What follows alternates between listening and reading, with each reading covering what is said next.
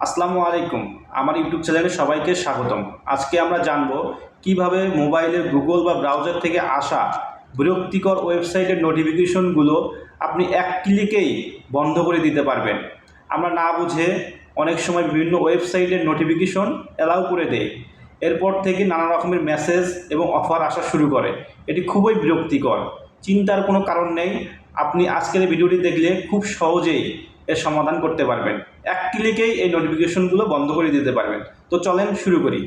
আমি যদি আমার মোবাইলের স্ক্রিনটা উপর থেকে স্ক্রল করি তাহলে এখানে দেখতে পাবেন এই যে ক্রোমের এই অনেকগুলো নোটিফিকেশন এখানে আসছে। নিবন্ধন করুন এবং জয় পাবেন ৭৭,০০০ টাকা। এইটাতে যদি আপনি ক্লিক করেন, ক্লিক করলেই দেখা যাবে যে আপনাকে যে কোনো একটা ওয়েবসাইটে নিয়ে যাবে। সেখানে বিভিন্ন রকম অ্যাড শো করবে এইসব ওয়েবসাইটে। তো এটা খুবই বিরক্তিকর। এটা আপনি চাইলেই ১ সেকেন্ডে এটা বন্ধ করে দিতে পারবেন। এখান থেকে আপনি ব্যাক দেন, আবার উপর থেকে স্ক্রল ডাউন করবেন। করার পরে এই যে এখানে দেখবেন যে এই তীর চিহ্নটা এখানে ক্লিক করলে দেখবেন এখানে আনসাবস্ক্রাইব লেখা যায় অপশনটা আছে। এই আনসাবস্ক্রাইবে আপনাকে ক্লিক করতে হবে। এখানে যে আনসাবস্ক্রাইবে ক্লিক করে দেন তাহলে ওকে করে দিবেন। তাহলে এইটা দেখবেন চলে গেছে। এইভাবে আপনি হয়তোবা কোনো সময় এই ওয়েবসাইটে ঢুকে সাবস্ক্রাইব করছিলেন বা নোটিফিকেশন অ্যালাউ করছিলেন, এই জন্য এই সমস্যাটা চলে আসছিল। এখন দেখেন এটা এখান থেকে একবারে চিরতরে রিমুভ হয়ে গেছে। ওখানে আর এটা আর ব্যাক হয়ে আসার কোনো অপশন নাই, কারণ এটা আপনি আনসাবস্ক্রাইব করে দিচ্ছেন।